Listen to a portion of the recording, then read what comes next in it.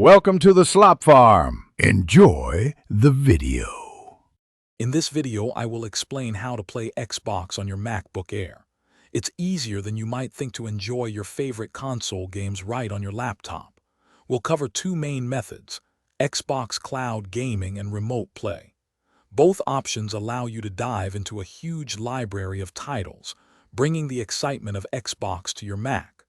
First, let's make sure your setup is ready for a smooth gaming session. To get started, you'll want to connect your Xbox wireless controller to your MacBook Air.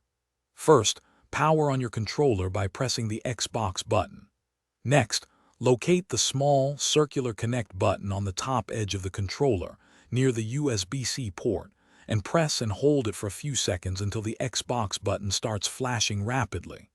Then, on your Mac, open System Settings, navigate to Bluetooth, and select your Xbox wireless controller from the list of available devices to complete the pairing. Now that your controller is connected, it's time to stream your games.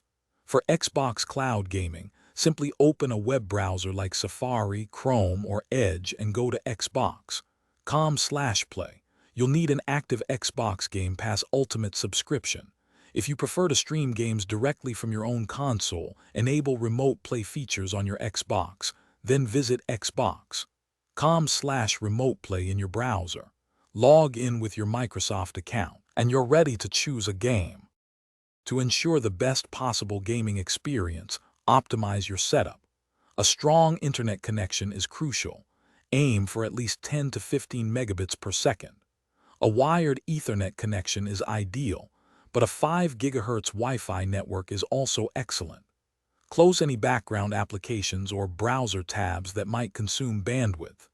Keeping your MacBook Air's operating system and web browser updated will also help ensure smooth, responsive gameplay, minimizing any lag or interruptions.